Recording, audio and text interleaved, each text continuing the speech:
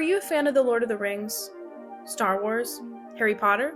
What about The Godfather? Let's talk about the opera series that inspired all of those films. Richard Wagner's Ring Cycle. The Ring Cycle is about a dwarf who finds a gold ring that gives its owner power over the entire world, and all the mythical beings covet its power. Sound familiar? The 4-part, 15-hour-long saga is basically a game of hot potato between all the people who think they deserve the ring.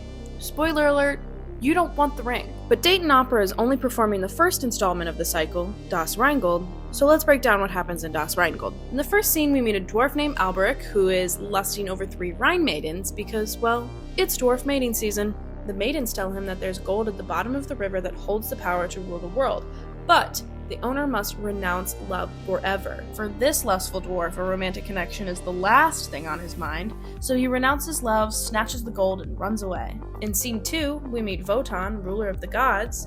Wotan tries to be a good guy, but ultimately he wants power and riches more than anything. He's hired 2 giants to build him a magnificent castle, and in return, the giants receive Wotan's sister-in-law, Freya. Doesn't this feel like an episode of The Real Housewives? Wotan's wife is pretty mad that he's giving away her sister, so Wotan tries another form of payment. The giants ask for all the gold Alberic has managed to steal, but the Rhine maidens expect that the god of justice would do the right thing and return the ring to its original owners. But we already know how this guy is with promises. Scene 3 establishes the lore of this mythical land. Alberic belongs to a race of metalworking, underground living dwarves that he enslaved in the process of forging the ring. His goal is to rule over the whole world and destroy the gods. He also possessed a helmet that makes him invisible or allows him to shapeshift. Wotan and his buddy Loga show up to take back the ring, and they ask Alberic to show off his shapeshifting device. He excitedly says, "Hell yeah, I look so cool when I shapeshift."